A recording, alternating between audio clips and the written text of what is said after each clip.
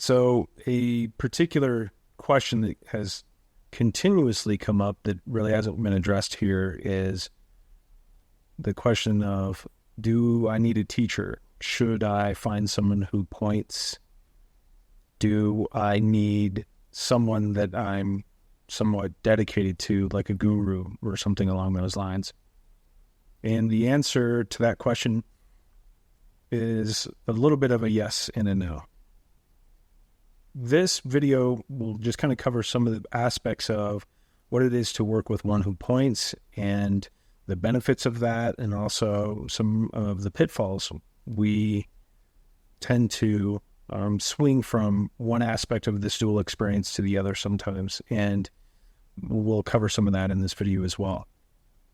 Overall, it seems as if most people do not enter into a place of awakening or have even a full-blown experience without having contact with someone who has already walked the path. But that doesn't mean necessarily that it's a requirement. It's tricky in this way. To have someone who points, to have someone who guides, the most important thing is a sense of resonance, a feeling about the person, a sense maybe that we could call trust or an intuition. That part will help significantly.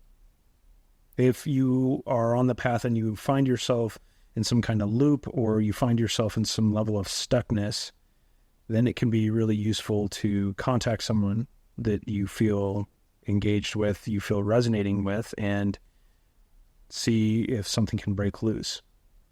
Really, it's kind of best seen this way. Here, there is no teacher. It's not about information to be learned. It's not even really as much of a guide. It's almost like going on a hike with someone, and they're able to view everything that is visible and to be able to point to something that maybe they had glanced over or didn't notice before. And it would be like, do you see that beautiful red flower there? And when they look maybe a second time, there's a eureka moment. They settle on something. A guide can serve quite a few purposes. A pointer can help us engage a little bit more directly in the moment. We tend to have an experience of transmission, something that's felt, something that resonates with a good pointer. And also, some of our blind spots begin to become revealed. One of the trickiest parts about this path is the nature of mind identification itself. To be mind identified and going through some kind of circular pattern or some kind of addictive engagement with a pattern can oftentimes lead us into the same spot that we started with. A pointer can start to reveal some of those blind spots for us, and so that we pay a little bit more attention to that which is arising. There's also an aspect of working with someone who's a teacher or a guide that can get to the point of dependence. That's also not the case. This isn't about displacing our own experience for the knowledge or the perceived hierarchy or attainment of someone else. That will ultimately lead to a sense of dependence and will ultimately interfere with our journey in awakening. To be really direct, of course, life is the best pointer. Yet that doesn't mean that we don't engage here and there with someone who may be able to reveal some things that we just otherwise weren't willing to see or couldn't see. And from there, the next question that tends to arise is, well, how often should I meet with someone? And of course, that always depends. What seems to be a nice regular interval for most people is within about a month period at the longest. And what that does is it helps keep us engaged, because in some strange way, when we meet with someone who's pointing, we are giving ourselves permission to become a little bit more vulnerable, a little bit more honest, and it becomes a space where we tend to essentially give ourselves permission to open up.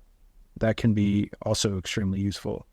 There's also this strange identified mystique of accountability. Sometimes working with a pointer gives us the sense of, well, I need to stick with this because I'm working with someone. And hilariously enough, that even can be a benefit of working with someone.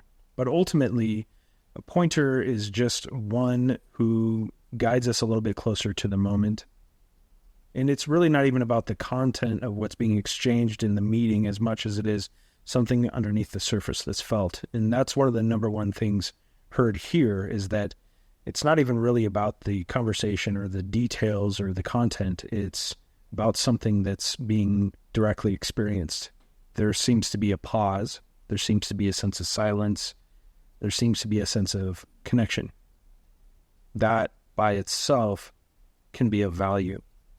And it's just a really nice platform, so to speak. Not that it's actually a place to land, yet after engaging with a pointer and having that experience of presence and or being completely engaged becomes a place where we begin to examine the boundary of where that maybe doesn't seem to be the case. And that little bit of a reset can have a significant amount of value.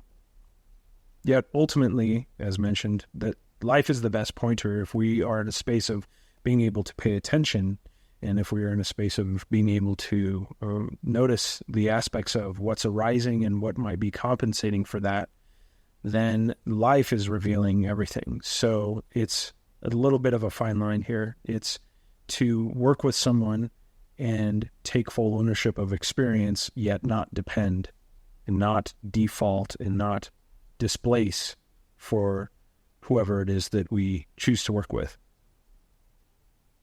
If you notice that your personality type tends to lean a little bit more toward resistance and stubbornness, it can be really useful to work with a pointer, especially a pointer who is willing to get direct, mainly because there are a lot of people who find themselves in very tight circles in terms of experience and not seemingly going anywhere.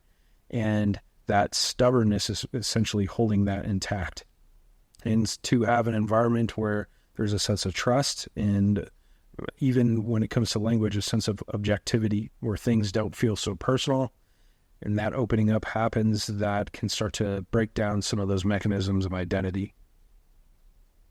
Also, there's another piece that can be really useful to pay attention to, and that is the constant state of evaluation, the sense of progress being made, the being able to track how well I'm doing. Those pieces right there are really oftentimes an obscuration. And to work with a pointer to remind you that really this isn't about progress, there's another secondary thing that starts to arise, and one who's pointing will probably let you know and remind you that there's no need to evaluate as you go. That will tend to get in the way, and they can serve the purpose of just letting you know how it seems that you're doing. And here often it can seem like snapshots in experience with people.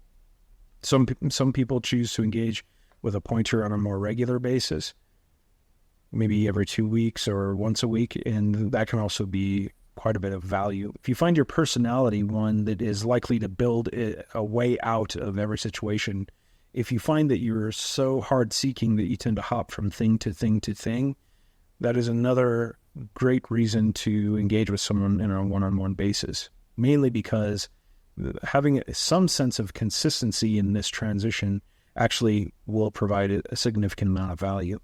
If you start running into a wall where things get challenging, and that's when you start looking for something else or something new, that particular pattern right there is definitely going to be in the way, and a good pointer will be able to notice that. Obviously, this isn't about loyalty. This isn't about a guruship, of course. A pointer doesn't have anything that you don't have.